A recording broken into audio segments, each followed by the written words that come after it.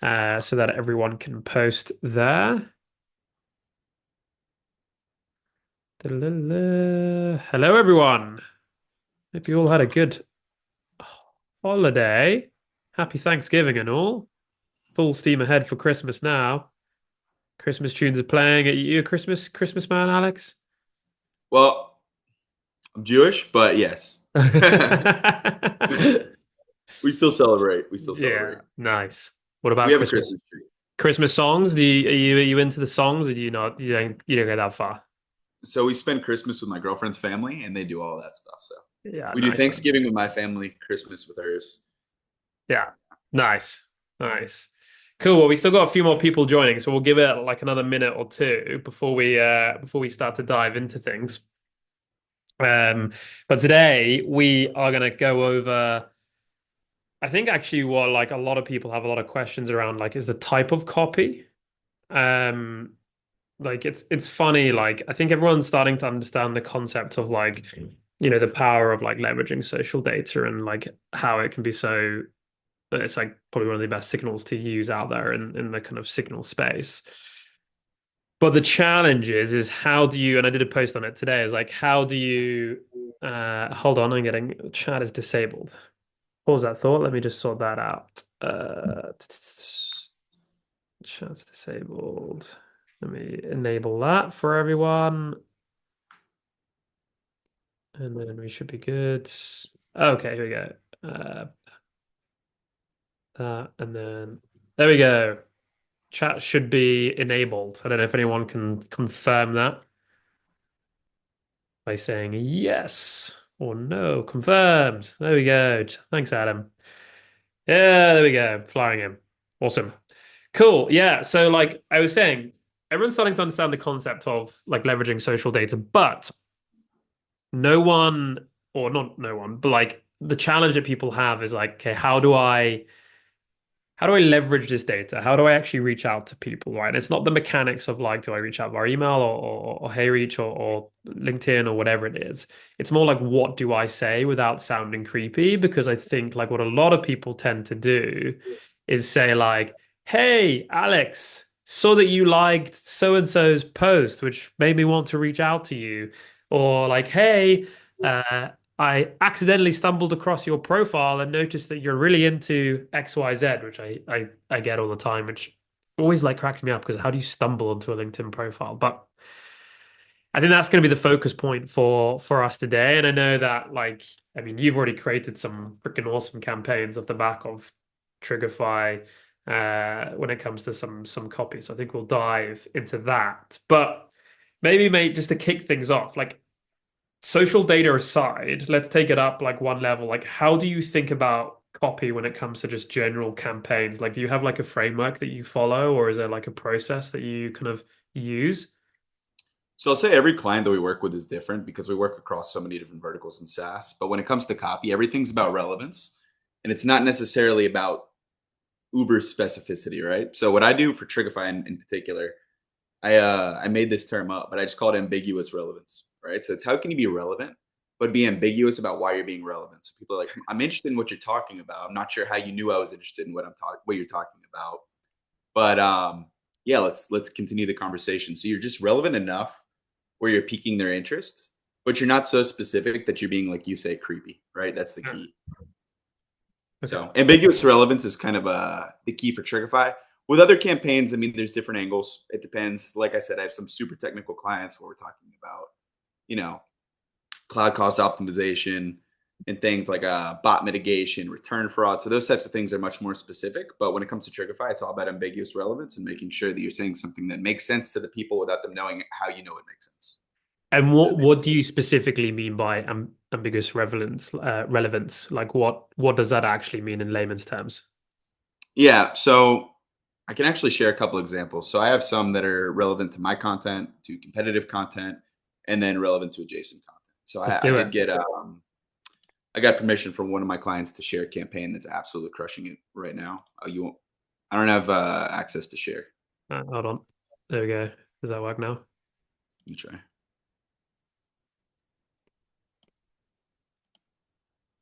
Can you see it? Yeah. Yeah. So this is what I mean by adjacent content. So for context, this is one of my clients, and they specialize in return fraud. So think retail stores that are having their return policies abused, and people are basically weaponizing return policies. So you can go and monetize their products. Basically, people are going into the dark web and they're saying, "Hey, if you're interested in getting this product half off, I'll basically commit return fraud, and I'll sell you the product myself because I'm going to get it for free and I'll give you 50% off." So we found all these Telegram groups. So what we're doing is we're following people on Trigify that are specialists in return fraud and bot mitigation. And we're collecting all of their content. We're scraping all the people who are engaging with their content, and we're coming up with copy that's relevant, but it's ambiguous. We're not saying, "Hey, notice you interacted with J.R. Storman's post on LinkedIn." Just says, "Hey, interested in your take on the recent surge in return fraud automation. Been seeing some wild Telegram groups lately, basically productizing retail policy abuse. Curious you've been seeing this at your company. Always interested in trading notes with others in the space." This is what I mean by ambiguous relevance, right? It's ambiguous as to how I found out they were interested. Sure, they may have a job title that's relevant, but they're Yeah. actually engaging with someone's content who's posting about this stuff all the time. And so if they're engaging with it 2 or 3 times, then they'll get this message from the CEO of my client, and he's going to say something like this. So you're not pitch slapping people. You're not being so relevant saying, "Hey, notice you commented on J.R. Storman's post about return fraud and bot mitigation in the retail space," right? Yeah. It's ambiguously relevant. And these, I mean, these are on fire. People are loving these on LinkedIn. This is HeyReach in particular, but we do these on email too. Does it change too much the copy on email, or is it like similar length, similar kind of straight to the point? So it's a little bit more salesy on email. The way I think about LinkedIn and email as channels, LinkedIn is very personal, right? If someone's connecting with you on LinkedIn, they don't want to be pitch slapped. That's a personal connection. It's similar to giving out your phone number, right? It's more intimate. So if someone's basically giving you their phone number, you're not going to just instantly text them and try to sell them something. So you're going to try to build that connection and kind of have a conversational build. And these go out a few days after a connection request is accepted. They're not included in a connection request. So it's very much of a soft relationship build that can turn into a sell. But you need to have someone who's talented at actually selling to capitalize on this, because you can start the relationship, but if you can't capitalize on the relationship, you're just starting conversations with everybody.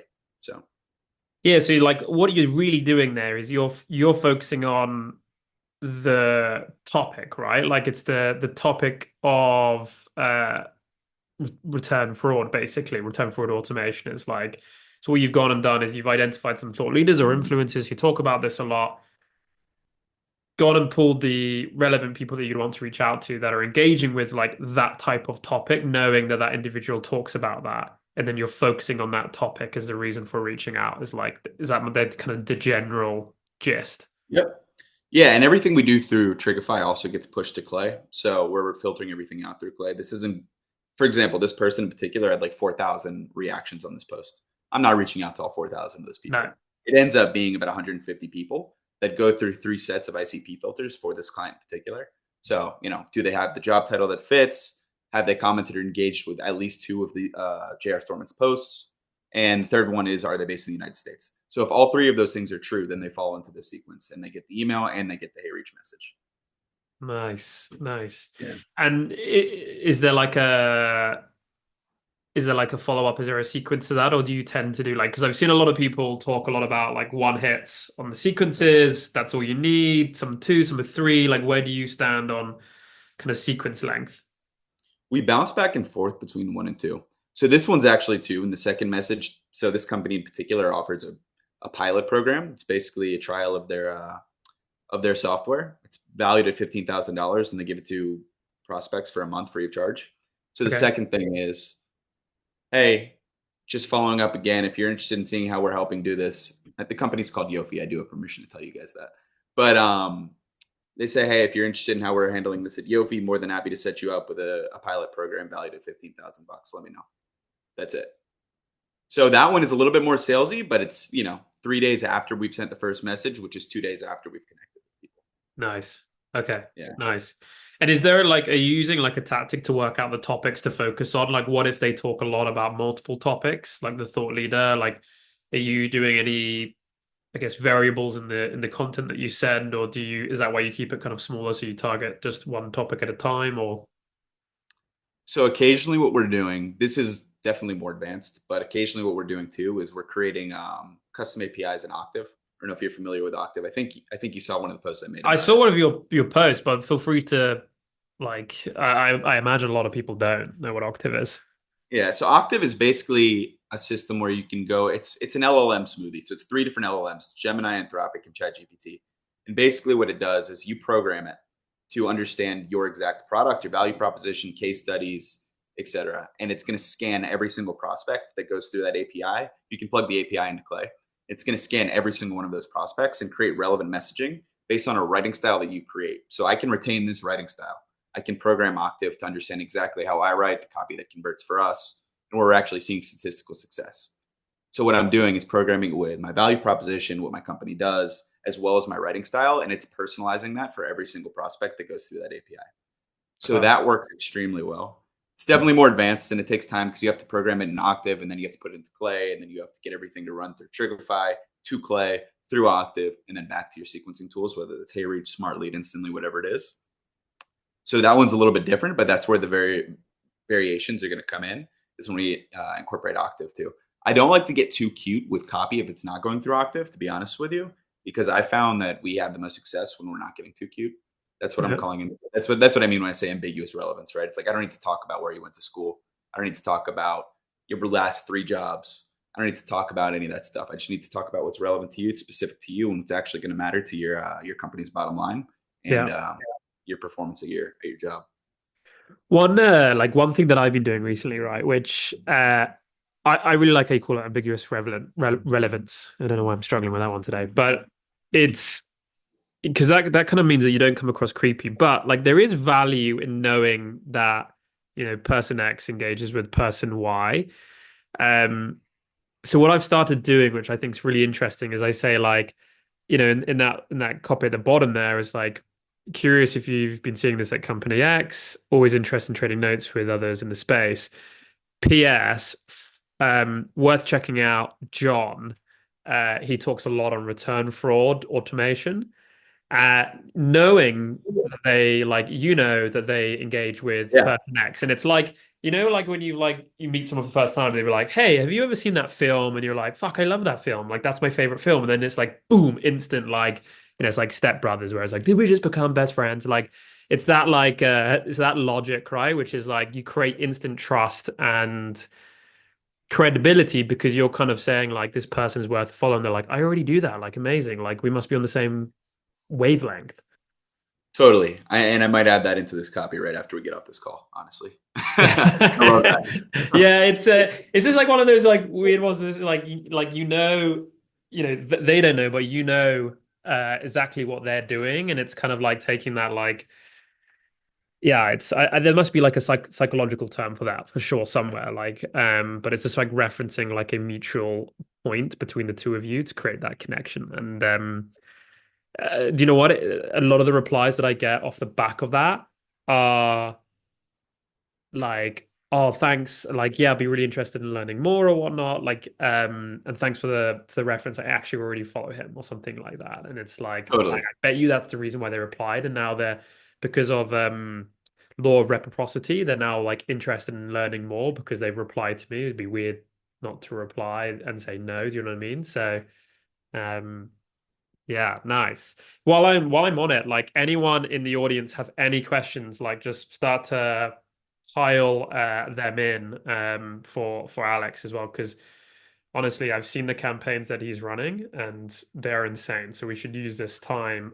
to our advantage while we have him locked in, focusing in on us. But what's this other? This is competitive. Yes, I have a couple more. So there's a couple more. So this one's around my content, and this is around competitive content. And it's not directly competitive with us, right? It's competitive to an extent. Where what we're doing is there's a couple different people. It's not just Adam Robinson, but Adam Robinson allows us to use his name as much as we want. So Adam's actually a client of ours, so it's very helpful for us to be able to name drop that. But Very what we do is in this one, Adam makes a lot of content about inbound led outbound, um, all kinds of different stuff, like different tactics, right? So there's certain posts that he's made where he's talking about things that directly compete with the services that we offer, or he's talking about people using our B2B, which is his product. that compete with us directly. So if people are engaging with those posts, this is actually coming from Ali, who's my co-founder. But I wrote this one with Ali, and then I wrote this one too. But yeah, so basically we're saying the subject line is following Adam Robinson. There's a few different other LinkedIn influencers that we'll use in this, but I do have permission to put Adam out there, so that's why I used Adam in this case. Nice. But yeah, so we just say, hey, I'll go out on a limb and assume we share a common interest in business growth, only making that inference based on the people you follow on LinkedIn. It's not actually based on the people he follows on LinkedIn. It's actually based on the exact post that he's engaging with, right? Nice. But Yeah. that's what I'm saying with ambiguous relevance, right? I'm not calling out that exact post because that's creepy. So I'm curious, do you have any interest in how we're scaling our B2B? A couple other big name companies, Wiza and 25 other tech companies with their go-to-market strategies. Let me know if you're interested. Happy to set up some time and bring along Alex Fine, my co-founder. Now, a couple different reasons we do this. So one, we name drop me because Ali is known for his expertise in paid media. A lot of people are interested in paid media. We have our business is split 50-50 between paid media and outbound. Yeah. So people know Ali in the paid media space. So they get an email from Ali like, oh, I know that guy. He's known for paid media, but what does he know about outbound? Right. So that's why we name drop me too, because I also have a reasonably a decent following on LinkedIn. So a lot of people know me in the outbound space too. So they're saying, okay, I'm gonna get expertise across paid media and I'm gonna get expertise across outbound in one call with these two guys. And yeah, I do have a common interest, and clearly they know that. I don't know Yeah. how they know that, but they know that somehow. Obviously, the way we know it is Strictify. But yeah. Yeah. So that Nice. one's around competitive-ish content. It's kind of competitive. It's not super competitive. I'm not going after my actual competitors because I just think that's a little bit sleazy. That's why I don't do that. But a lot of people do it, and it works really well. Yeah. I'm not knocking it. It's just not for us. Well, I guess it's like what you're doing there. It's like it's actually like a similar structure to the very first one, which is again like the topic is business growth, knowing that Adam talks about like bootstrap businesses all the time. So Yep. again, like yeah, it's different content, but the actual structure of this thing is the exact same as the very first one, which is hey, just focus on the topic, and that's you're in. That's the relevancy part. Is the topic, Yep. Yeah, which totally. seems to be the theme. And this is also a multi-touch campaign. So this one's also going out on HeyReach too. And the HeyReach message is much more relationship building, like the one I showed previously as well.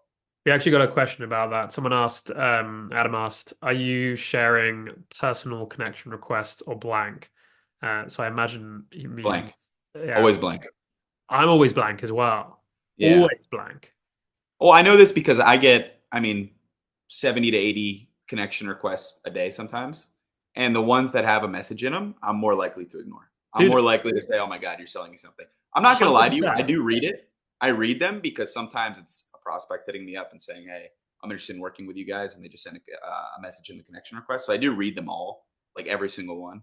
But 95% of them are someone trying to sell me something, or oftentimes someone trying to sell me a service that I provide myself. So it's totally irrelevant, and it's yeah. You know exactly what I'm talking about, Yeah, but they don't work. I'm blank like through and through, like because you just know, like you know that as soon as you accept that, 10 minutes later, because it's probably going to be on some automation system, you're gonna get smashed in the face with like a freaking LinkedIn message that's like so long that you got to scroll 7 times on your phone to read it. Like, Yep. Someone um, on your website going through it with an automated robot voice, right? Does a yeah, search bar or e- one of those things. Yeah, I get a exactly, million of them. exactly. Yeah. And yeah, maybe I read it like I only read the first line. Like if it's more like see, I never click see more. Um, but I found that I don't have any stats to hand, but I would hazard a guess that it's like 50-60% more on an acceptance rate sending a blank connection request for me personally. Now, I don't know if Yeah. that would vary.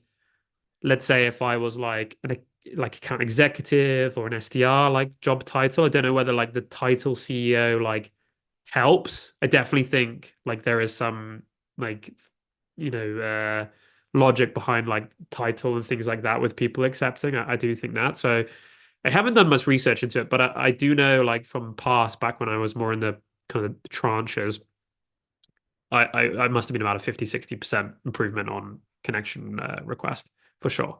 Totally. I learned this myself when I was leading a sales team at a tech company, and I learned that myself when I was doing my own prospecting for myself or anyone on my team. if you're reaching out to technical people in particular and you're sending a message in your connection request, you're screwed. It's game Yeah. over right from there. So just don't do it. Because also it's on LinkedIn, you get less at bats than you do on email. That's another thing that people should focus on. On LinkedIn, people remember a face. On email, nobody remembers your email address. So if Yeah. you send an email 4 or 5 times and you're using different subject lines and things like that, and you're starting new threads, people don't remember the email you sent 3 weeks ago. No one has any memory of that. But if you sent them a connection request and they're denied it, one, I think there's like a 3 month wait or a 3 week or 3 month wait thing on LinkedIn. If someone denies your connection request, for you to be able to send them another connection request. So that's one thing. And then two, people remember a face. Yeah. Yeah. I completely agree. Yeah, I completely agree. Yeah. So you have less at bats. Yeah, And then this one right here is around my own content. So Max, you got this one. I intentionally didn't put you on the block list because I wanted you to I do did, this. man. I loved Yeah. it. I was But like, I yeah, I love you wanted using your own tool on me. I'm gonna reply. yeah, exactly. But yeah, so this one, it's not me selling them anything. It's basically just me being helpful. Right. So really appreciate you interacting with my content on LinkedIn. I put a ton of time and energy into it. Is there something in particular that caught your attention? What can I do to help you? Our team's partnered with companies like yours. So I'm very willing to assist in any way I can. So what I basically do here is I run them through another ICP filter in Clay. So if they work at a tech company and they're in sales or marketing, if they're in a leadership level role, if they're based in the US, and if that company looks like a company that could be using services like Understory services, then they'll get into the sequence. So Yeah. this one in particular, it's going to a guy I actually know, Jason Gong, who's the head of growth at Bardeen. It's like the perfect fit for us. We work with head of growth, CRO, VP of sales, VP of marketing. Those are the common job titles that we work with. So Jason's perfect for us. Now, Jason, I intentionally left him in there too because I wanted him to see the automation. But Jason responded and he was like, wow, this is a really cool automation. He doesn't want to work with us because he's a friend. He's like a partner of ours. But he literally responded and said, this is a really cool automation. How did you set this up? So, these things really do work. And this one, I have a 100% positive reply rate to this. This is the one I told you about. So it's like I've gotten, I don't know, 15 or 16 replies, and every single one of them has been positive. So Class. That's yeah, epic. I setting actually up took meetings, everything's I happening from this. I took this, I copied it, and I changed it slightly, right? And I so got it. I got your did message. you got mine? Yeah. Yeah, I got You yours. got mine I back? saw it. No, Yeah. I didn't write back, but I was like, wow, that's very similar. Oh, I sent it to you Hey. in Slack. That's what it was. Yeah. So, like the edit that I did, right, people is I where it says like, was there something? So basically, I said I can see that you've engaged with like, hey, appreciate your interaction with me. I saw that you engaged with some of my content around X. So basically, what I'm doing is I push all of my engagement through to Clay. And then I'm using AI inside of Clay to tell me, okay, summarize the post that this person has engaged with into 2 words. So it'd be like social listening or social signals or whatever I've talked about. Um, from there, I use that information inside of the post itself to give that like that kind of like personalization touch. Um, and then I bracket that post into like I think it's like one of four different categories that I post about. Like categories are like social listening, social signals, like building in public, things like that. If it hits one of those categories, then I say like I've done some further like I've got some further insights around social listening. Do you want me to share this with you? Anyways, appreciate you engaging my copy either way. Blah blah blah. And yeah, like you, mine is not, but it's because of the out of office. I got 97% reply rate on that one.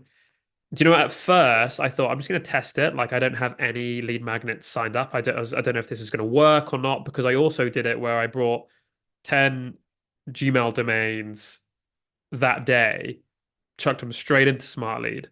No warm up, no nothing. I was just like, I'm just going to see, like, because the volume's really low, like, and I reckon I'm going to get good reply rate. And it's been totally fine. I think it's like a just below 15% reply rate, 97% positive on that. And I was sort of, shit, I'm going to have to go and put some routing systems and make sure I've got some lead magnets to actually give to people from this as a result. But like, it just works so well. Well, that's the thing too. I mean, email deliverability that's another webinar. But Yeah. for this in particular, I mean, you're gonna land in the primary inbox if you're doing all the right things. And at this low of a volume, even if you don't, you're not gonna really harm your infrastructure because it's such a low volume. So Yeah. what I like to say with this versus like cold email in particular, you're going to be sending, maybe a 50th of the volume you would if you're sending cold email versus Trigify, but your hit rate is going to be so much higher. So it might take you 1,000 emails, to get 10 responses if you're doing cold email. With this, it might take you 20 emails to get 10 responses. It might take you 40 emails to get 10 responses. So your hit rate's going to be substantially higher, which is A, better for deliverability. Your infrastructure lasts longer. Two, you're not blasting your message out to the world and pissing people off. And three, you can run this in tandem with cold email if you want, which is what we do. So you're getting those 10 responses from those 1,000 emails you sent, plus you're getting those 10 responses from those 20 emails you sent here. And the close rate of those opportunities is going to be very similar. Probably will even move higher towards the Yeah. Trigify campaigns versus the cold campaigns. Yeah. Yeah, exactly. Yeah, I'm seeing a lot of agencies and just general business use like a two-tier kind of system. Tier one is like using something like Triggerfy, right? Super, super relevant, super like personalized, not like, hey, like we got the same golden retriever, more like you said, right? It's like ambiguous relevance, right? Relevancy. Jeez, I cannot say that today. Uh, but it's like that this is like the gold lead for you, right? Because they've done X, Y, Z, like bingo, like this is the sniper shot. And then your tier two is like, hey, this is a little bit like I'm gonna throw some stuff at the wall. Let's hope a couple of these stick, right? And that's when you get like, Yeah. you know, five, if you're lucky, 3 to 8% reply rate of that, maybe like 10% positive with normal like cold email campaigns on a good day.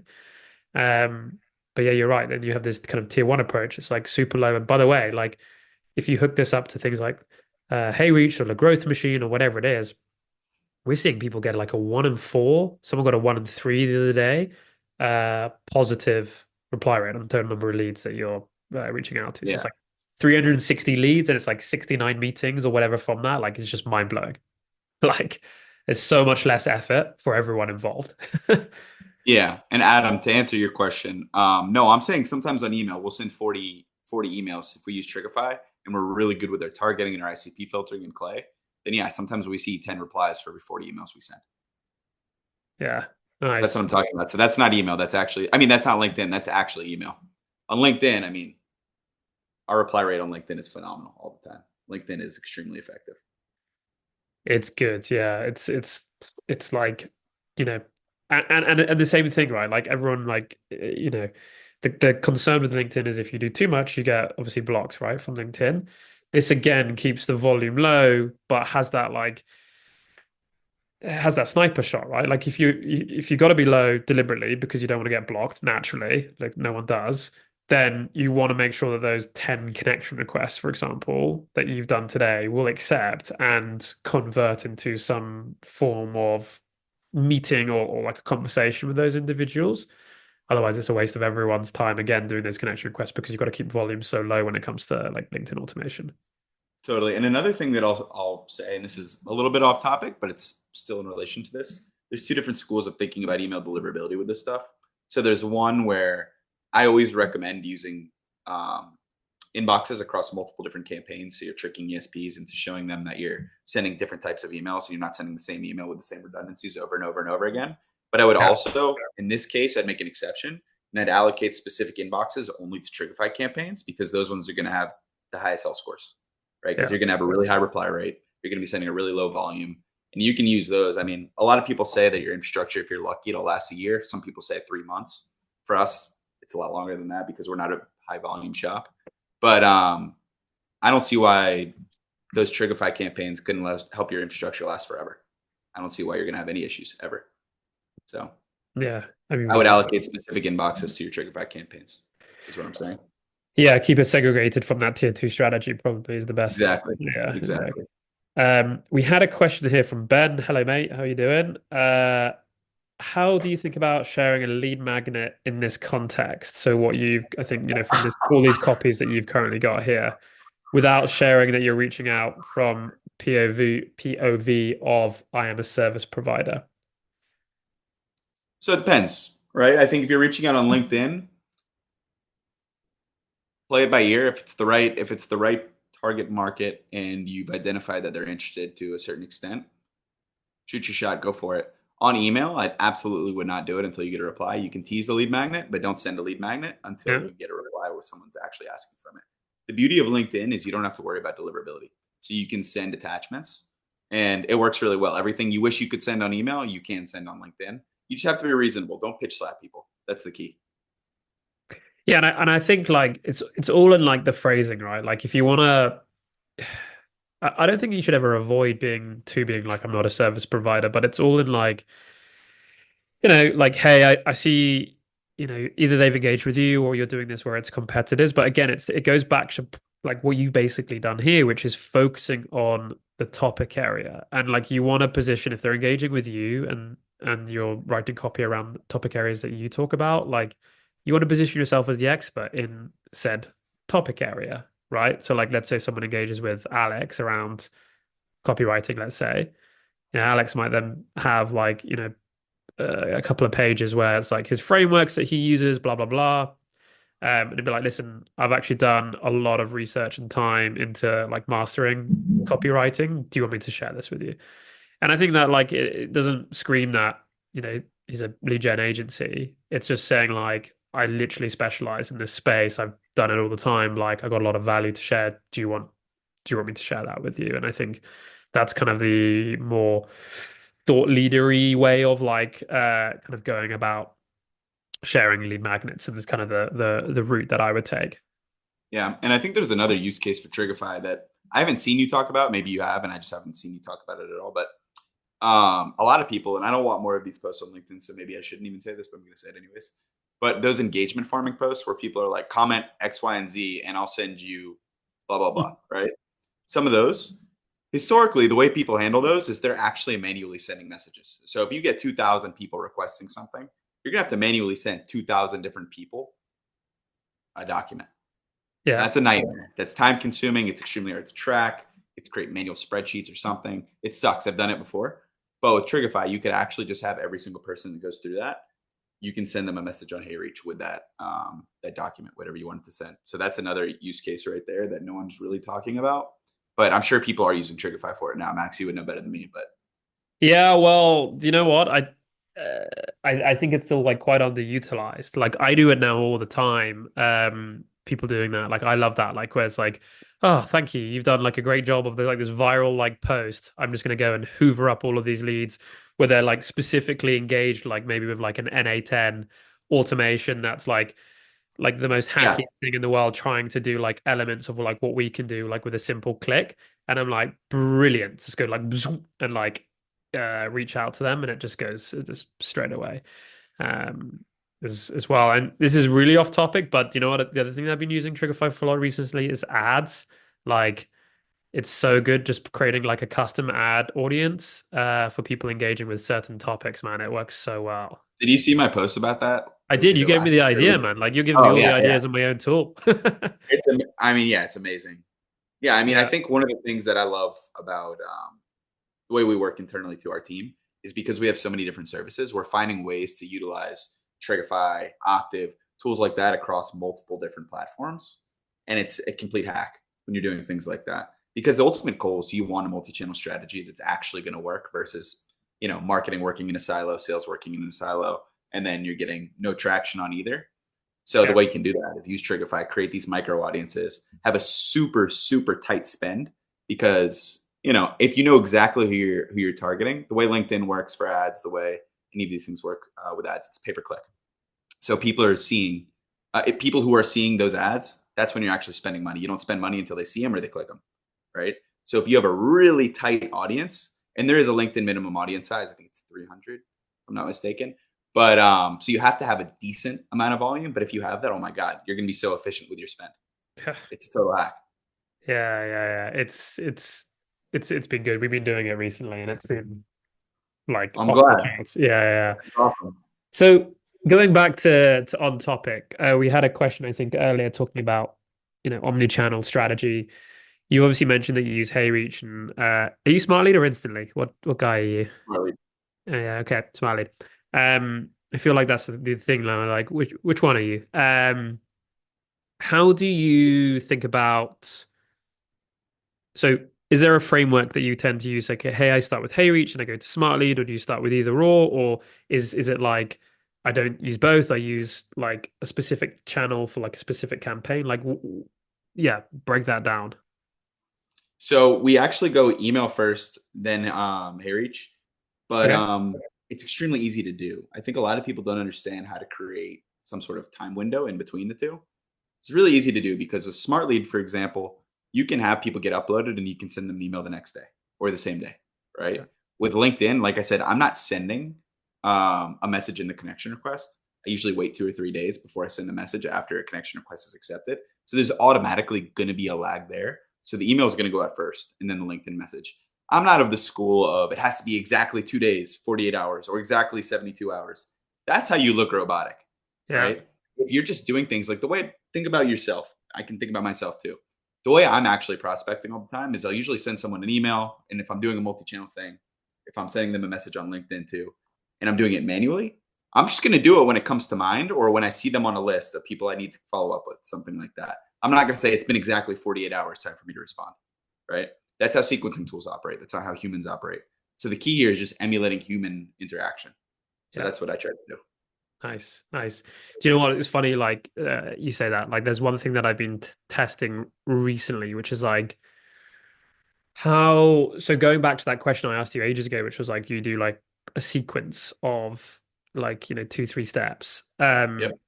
I used to do three, then I went down to one, and now I've been doing like going back to three. But what I've been doing is on your point about being human is I'm pushing all of the engagement like that people are doing on whether it's a competitor, thought leader, my own brand, people. I'm using social listening quite a lot recently as well. That's awesome because that's real relevancy like straight away. Totally.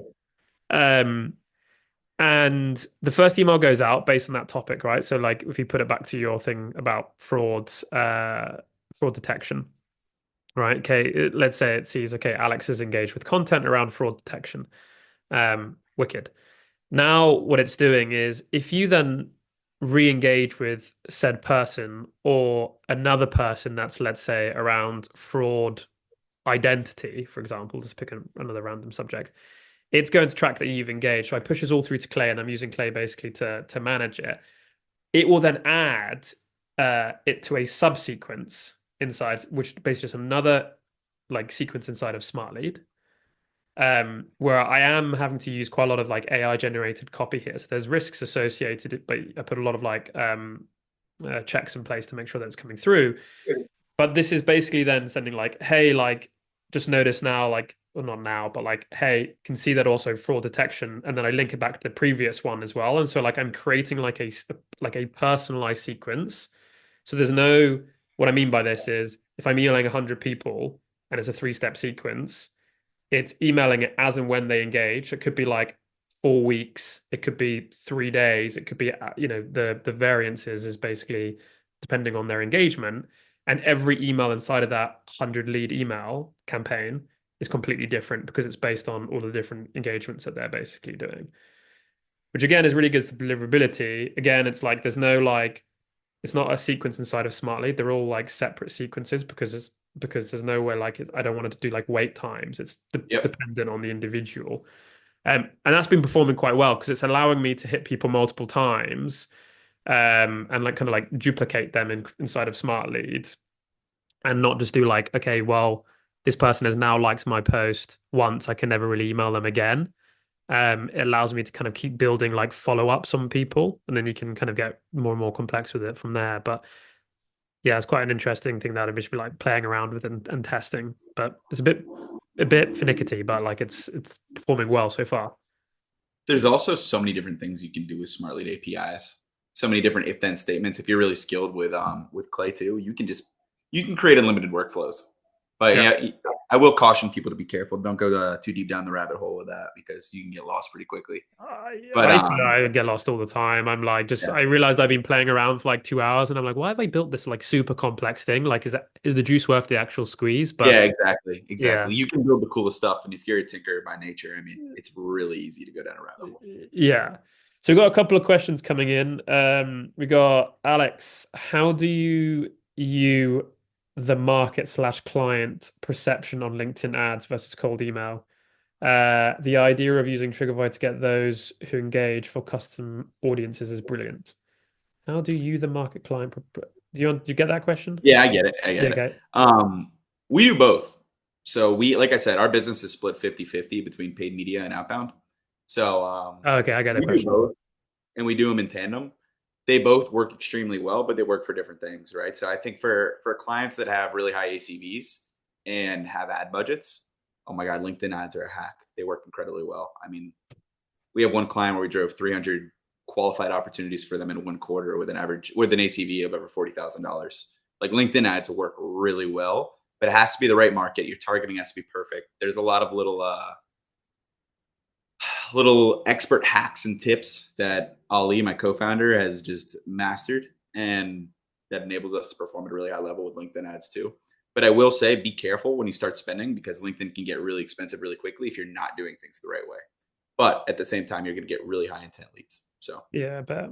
I bet. and then outbound is an incredible testing ground. Outbound is a place where you can just try different messaging, you can try different angles, and you can figure out what works. And a lot of times, what we do too is we base some of the copywriting that we use in our ads based on success that we see in outbound. So if we see things working really well for a client in terms of angles, we'll turn it into ad copy. Ad copy is nothing like email copy, but if that works, we'll be able to use some of those different things in ads too. Nice, nice. And we've got another one coming in here. Is there a strategy, workflow, SOP framework you use with each new client in order to best angle a campaign you feel comfortable sharing? Where was that one? Oh, I Just see it. under, you Okay. got Is it? Yeah, there from strategy Adam. workflow SOP? That's a tough question. Like I said, we have a pretty detailed intake process. We have it's about 4 pages, our intake process. And it allows us to get really granular around value propositions and things like that. And we also ask them for previous history if they've done any outbound messaging in the past and see what's actually worked and what hasn't. And then we come in with our own experience. Pierre, who's actually on this call, Pierre is great at that. Basically taking previous copy that's worked or hasn't worked, tweaking it to our preferences and making it work that way. But every client is totally bespoke for us. We don't have a plug and play template that we use. Yeah, nice. And then someone asked how you're doing the LinkedIn. Are you using HeyReach or do you do manually occasionally or like the messaging on LinkedIn? Hey, Reach. HeyReach, We use nice. Expandy some too. Oh yeah? Why do you decide between the two? Just different tools. I mean, I yeah, just different tools. HeyReach is great with Clay because they have the API and a native integration. HeyReach, I would say, is more user friendly, but Expandy's got a lot of things you can do with it too. So Expandy's great in some ways. HeyReach is great in others, but I would say right now we're probably about a 60-40 split between HeyReach and Expandy. Okay. And do you do another question like around the messaging on LinkedIn? Do you do like a 3-4 step sequence on there? Are they the same messaging on LinkedIn as they are email, more or less? Never more than two on LinkedIn. If I get more than two messages myself on LinkedIn, I'm blocking somebody. Oh, dude, I rage. I like rage. Yeah, Like I like let it go on because I find it kind of like like initially I find it like funny. I'm like, this is hilarious. I'm like 4 messages deep, and then when it gets to yeah. like 8, I'm like, right, I'm raging now. I'm gonna send them a message.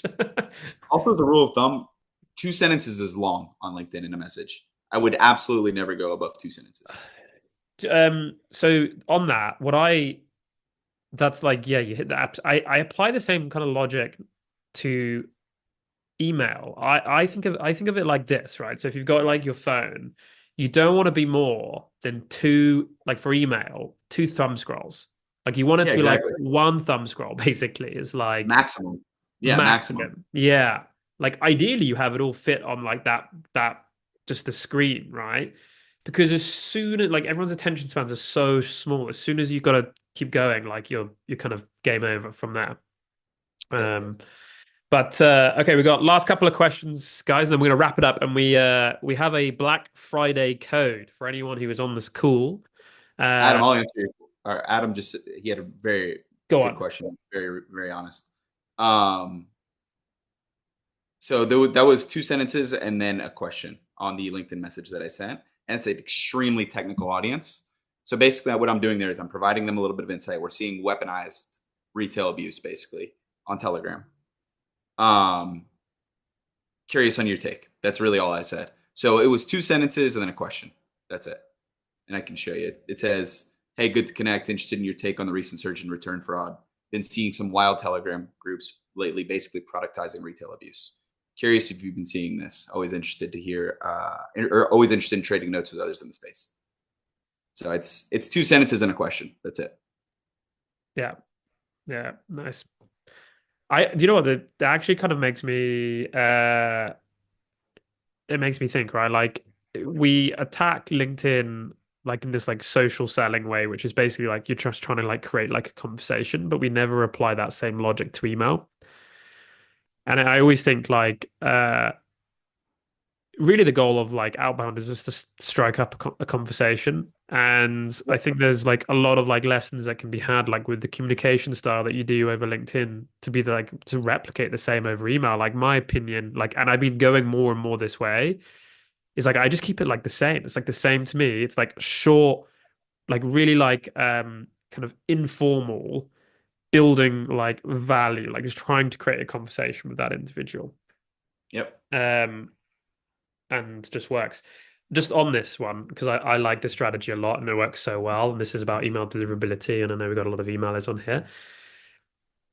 And I don't think I've told you this one before, and we speak a lot. So Triggerfy, obviously, pull the engagement. What I have been doing recently is I've been following more like top, like high level, like influences. So what I mean, I don't know if that's the right word, high level. Basically, people who just talk like kind of garbage, but like they're more top of the funnel than bottom of the funnel. So what I mean by this is like Josh Braun Yeah. like everything he talks about, like it's good. I'm not saying it's bad. It's more, but it's like it's so airy fairy, it's so high level rather than like this is the particular flow that you've got to do, right? Which is more bottom of the funnel type of content.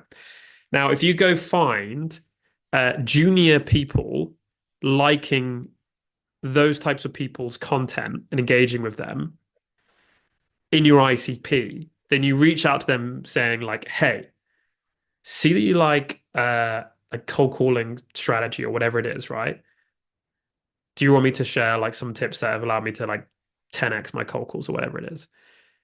You get like 100% positive reply rate. But the key thing is like you're not really trying to create conversation with that individual. But when that AE or SDR or marketing person or whatever role you're going after replies to you, you've created the connection between your domain and their domain.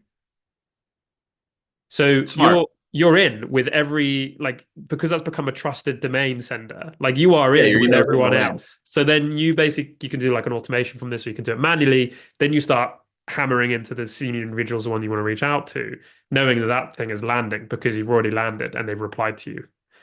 That is Um, really smart. I never thought about that. I like that a lot. Yeah, it's like a sneaky backdoor tactic. So Yeah, you're yeah, no, I providing like that a value lot. still to that individual. Like you're not like Yeah. just doing it just to get a response and do nothing. But then like bang, like you're yeah, it's like yeah, exactly, Ben. It's Trojan horse tactic. You're in. Away you go. Like it works quite well. The Triggerfy Trojan horse. Yeah, I like that. Yeah, I like that a lot. nice. Also, another thing people sleep on is reaching out to those junior level people. Those junior level people, ambitious ones, they really want to make a name for themselves and get Yeah, promoted in a company. They're very likely to say, "Hey, I've been following this guy Max on LinkedIn. He's got this really cool tool called Triggerfy. I would love to use it at the company, but I don't hold a budget. Can we have a conversation?" You know, those people can open doors for you down the road, and yeah, people treat junior people in these companies like they're never going to be senior leaders. It's dude. like give them 3 or 4 years and they're going to be senior leaders in a company. So it's like build those relationships now. Exactly. And the reason why I like what I was just saying is it's like a pincer move because they'll then start to follow you and they'll be like, oh, this guy's amazing. He gives me like value. And then Exactly. you go at the top and then you're like, you pincer it. There is definitely like this is totally off subject, but there's definitely a play to like thinking like, okay, 6 to 12 months, if you just hammered all of like that, like let's say like level one in the org structure 6 to 12 months time, those leads are probably going to start to come in. Like it's the issue is everyone thinks short term. Everyone's so short term with lead gen, and marketeers aren't. Marketeers think top of the funnel, mid of the funnel, bottom of the funnel, a little Exactly. bit like. Yeah. Whereas salespeople are like, I just need meetings now. But it's the same. Like it's the thing that we got drilled into me as a salesperson. Is like if you have enough pipeline, you don't. These things will start to naturally drop. So it's like just start building. You can And never stop building either. That's the thing. Because exactly. I come from sales, you come from sales. The second you take, there's a delay, there's a lag, but the second you take your foot off the gas and stop building pipeline, you start working on all these deals that you built, and then 3 or 4 of them fall off a cliff, and you have no more pipeline because you stopped. Yeah. So it's like you got to constantly be going That's why after it. evergreen campaigns are like Yeah, so exactly. important because it Triggerify just is so good. well, yeah, I mean, like, no, I'll plug Sugarfy, but like, evergreen campaigns are like so important to have just because there will come a time where you got to service clients or whatever it is you're pulled to do X, Y, Z, and these things stop. Like, you just need to have that thing ticking over in the background consistently without you thinking about it. Yep. Really. Yep. So we're nearly at time. We're gonna just put it out for any more questions. If not, we're gonna do the code. We've done a little bit extra today, I believe. I think I'm correct in saying. But we'll see if there's any questions coming in. I think everyone's been asking stuff. Oh, we have one here just from Brett that I didn't think we answered. Is that informality? Oh, someone's answered. Is the informality because of the sectors you focus on tricky if dealing with main corporate financial service sectors? I'm I'll assuming answer that's that. the messages being smaller in reference to I'll that. answer that. I think you need to understand an industry's jargon. But at the same time, people are people. Treat people the way you would treat people in real life. If you talk to people like extremely formal in real life, and that's your style, when they get on a call with you, you're going to sound like that in real life. Talk to them that way. But if they get on a call with you or your client, whoever it is, down the road, and you sound like a totally different person, don't talk to them that way. Talk to them informal. Yeah, yeah, nice. No matter what, as far as AI goes, as far as all these tools go, people buy from people at the end of the day, and I'm gonna stand by that until the day I die. It's like you're gonna buy from someone you enjoy speaking with and someone you like and you think is smart. You're not gonna, I mean, sure, the product is gonna have a lot of weight, but at the same time, if you hate the guy, you're not buying from him. Yeah, So I agree. We got one here beside Alex Max. Besides, hey, I saw you went to this school. What are some signal campaigns that one would think would perform really well, but actually perform terribly? New enroll, funding round. Like, I honestly, right? Like, I actually think most signals perform terribly, in my opinion, because like, and I built like Triggerfy. Like, hey, Triggerfy was like an all-encompassing signal tool for like the like 90% of the life, like our Triggerfy lifetime. We only pivoted to be social in the last 4 months, but I would say like new enroll sucks. Like, you just assume that they're going to be interested because they've moved role. Funding rounds, like just because they've taken a load of cash, you've already missed the boat 9 times out of 10 because they've already spent that cash, like earmarked it like way before the announcement of it. Um, office locations, expansions, things like that. Like, honestly, the way I view it, like they're really good for scoring leads, in my opinion, like and understanding like are they I think people view signals, in my opinion. I'm sorry, I'm railroading this one, Alex. Like, as a little bit like too binary. Like, it's like, does this signal equals X? Now, social data is really interesting because it's allowing you to get to that binary process because you can see that they're actively engaging with content, and so there's not relevancy in them buying your product. That's the key thing here. But there's this relevancy in them being interested in a topic, and you're making the assumption that they might be then interested in buying because of interest in topic. And that's why Alex focuses on topics, not on focusing on buying the product. Or I would assume that's why you're doing that, basically. Um, I but also just do it if someone reaches out to me and says, "Hey, I noticed you like this exact post about this." I'm completely ignoring that. yeah, yeah, true. Um, yeah, so like I generally think like signals, loads of hype around it right now. We built Triggerfy around all signals. The way I would do signals now and the way I do it now is more of like a filtration system, not a reason for prospecting in the first place. So picture this though, this would be an awesome signal, which hopefully we're about to launch is let's say I'm selling to agencies, which I do, and people using Clay, which are great clients for us. If I know that a founder has engaged with Clay content 5 times, or a VP of growth, let's say, has engaged with Clay 5 times, Clay content 5 times in the last 30 days, they're also 1 month new into role. One would hazard a guess that they're probably going to be starting using Clay and therefore like prime for us to reach out to. So it's a filter. It's not the reason for reaching out in the first place. If that makes sense, Ben. Last two here, Alex, and then we'll wrap it up. Um, are you adding new info insight messaging on message two follow-ups? Sometimes, So case by case. I don't nice. have a good answer for you there. Case by case. Sometimes. Cool. And yes, we are going to do a recording of this, everyone. This is going to go, it will get sent around, I believe. Piers, correct me if I'm wrong, put it in the chat. And it will also be going on YouTube anyway, where all of our stuff goes. We've got all of the webinars and loads of stuff that I put out on our YouTube. So definitely go check it out and subscribe.